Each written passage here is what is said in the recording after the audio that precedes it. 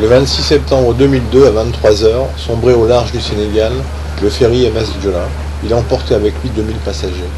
Ce ferry reliait la Casamance à Dakar au Sénégal. Pour des raisons que nous connaîtrons peut-être un jour, ce bateau était sous la gestion des forces armées du Sénégal. Il appartenait à l'État sénégalais.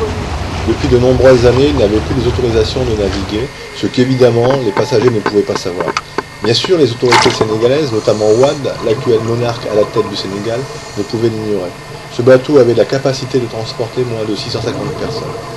Cette nuit du 26 septembre 2002, il en transportait près de 2000.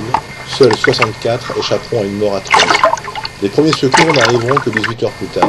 En l'absence de Wade, en effet, les autorités avaient trouvé plus important de se réunir pour prendre des décisions que de les prendre.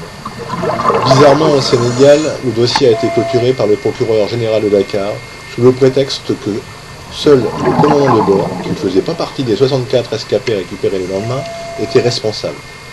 L'État sénégalais a remis à de nombreuses familles de victimes sénégalaises la somme de 15 000 € contre une signature promettant de ne pas porter plainte. Les passagers du Joola représentaient 13 nationalités. En France, les familles de victimes se sont regroupées en association et ont porté plainte pour connaître la vérité. Le 1er avril 2003, le parquet d'Evry a décidé d'ouvrir une instruction judiciaire.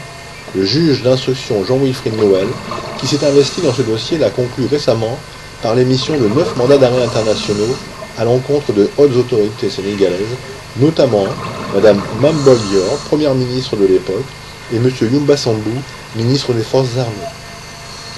Le juge d'instruction n'a jamais eu, malgré ses nombreuses demandes, la possibilité d'entendre ces personnes, directement liées à la gestion du bateau.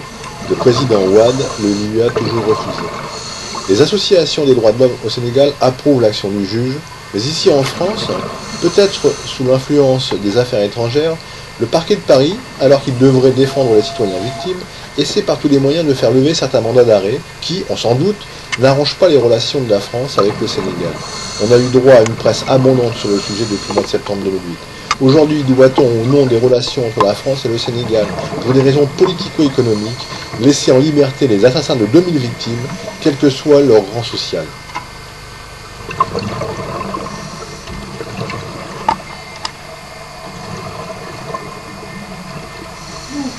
Famille de victimes.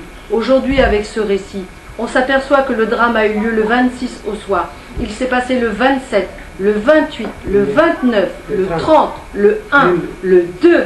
En 5 jours, on avait le temps de mobiliser les secours pour au moins respecter ceux qui étaient morts et leur faire une sépulture digne. Pour nous, c'est très important de savoir qu'en 5 jours, aucune des autorités sénégalaises et françaises n'ont fait le nécessaire. Ils ont laissé les cadavres naviguer jusqu'à ce qu'ils arrivent en Gambie. Mourir, c'est peut-être acceptable, mais mourir de cette façon, en si grand nombre, c'est pas facile à tolérer. Surtout dans les conditions. Oui. C'est ça qui est difficile. C'est pas facile à tolérer. Le nombre était trop. C'était trop. Tout à fait. C'est un drame. C'est plus important que le Titanic. L'ampleur nous a dépassé. Oui, oui, tout à fait. J'avais même des mots de tête. Et je sais que tu as vu des choses. Tu m'avais parlé d'une dame avec son enfant aussi. Oui, celle qui avait l'enfant attaché là. Et la jambe coupée. Oui, la jambe coupée. Je ne sais pas par quoi. Peut-être c'était un épolaire. Ou bien c'est un choc dû à. Oui. Ou sur le bateau. Elle avait sa jambe, elle était coupée net. Coupée carrément. Le tibia était dehors. C'était net. Les ligaments, tout était net là. Ouais, tu vois la cassure de l'os. Ouais. Les zigzags là, de la cassure de l'os. Je me suis dit, est-ce une dent d'un carnassier dans l'océan? Ou alors quoi? Elle a dû échouer pendant qu'il ne faisait pas encore jour, dans la nuit. Peut-être une hyène est passée là. Ou alors qu'est-ce qui pouvait être? Mais en observant seulement, je ne pouvais pas me perdre de savoir. Je ne peux pas me situer. C'est pas possible. Elle avait attaché ici solidement l'enfant avec son foulard bleu marin. Oui. Elle, avec le gonflement de son corps, l'enfant s'était cassé. C'était cassé. Oui. Ici, la vidéo, ils se sont fait entrer comme ça. Attachés. Tu sais que ils se sont attachés, l'homme et la femme, jusqu'à ce qu'ils sont tous morts. Ils sont tous morts, ils sont sortis. Des Sénégalais ou des Toubabs? Non, C'est des Africains. Je pense que vous avez dit Ouais, pour moi, surtout moi qui avais pris les photos, vraiment, j'ai gardé l'image en tête plus de 2 mois. Plus de 2 mois, surtout quand je dors, je vois des cauchemars. Bon, parce que vraiment, il y a des photos que j'ai prises. Bon, mais tu peux parler parce que Ibrahima nous en a déjà dit beaucoup. Et je peux entendre. Je voulais te mettre à l'aise. Tu peux le dire. Vraiment, bon, j'ai pris certaines photos, bon, des cadavres sans tête, des cadavres sans pieds, des cadavres sans bras, réels. Vraiment. Bon, j'ai vu aussi, je ne sais pas, c'est un couple, mais c'est quoi? Mais c'est un homme et une femme. Ils sont attachés. Ils sont attachés. Et puis ceci, nous avons cru que c'est des blancs. Vraiment. Parce qu'avec leurs habillements, ça c'est vraiment l'habillement. C'est pas notre habillement. C'est pas l'habillement africain. Wow, ok, ouais.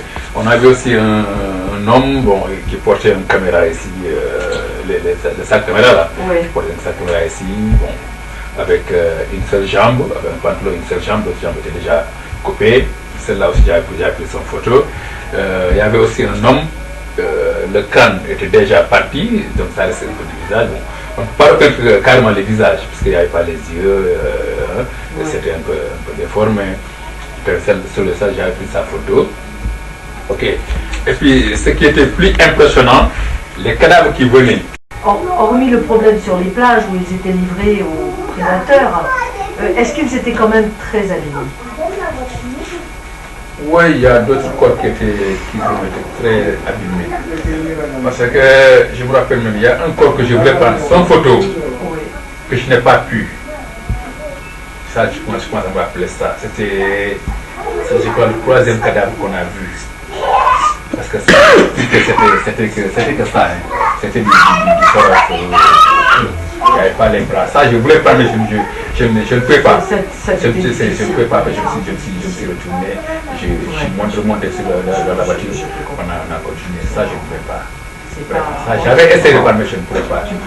D'ailleurs, presque tous mes cauchemars, c'était ce corps-là. Ce corps-là, j'ai fait presque 2 mois et quelques. Chaque fois, dès que je fais l'œil,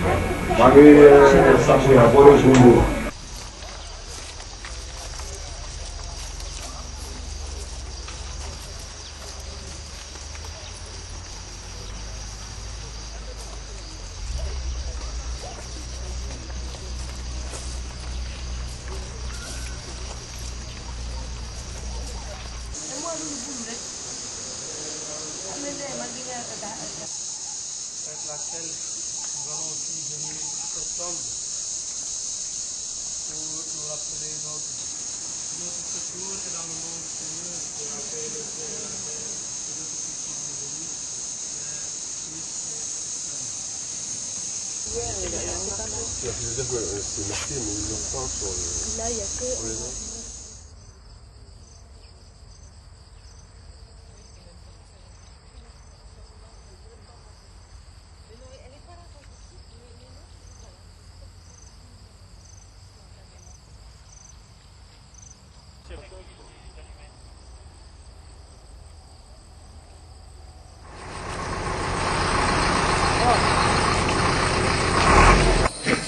Ils sont enterrés.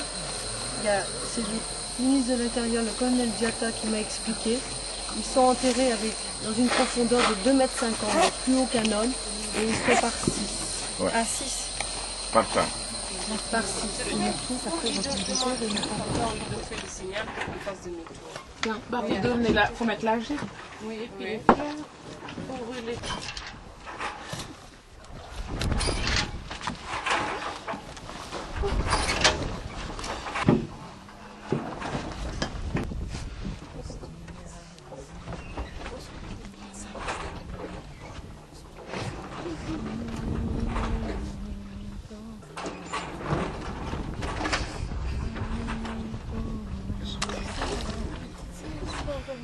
tour.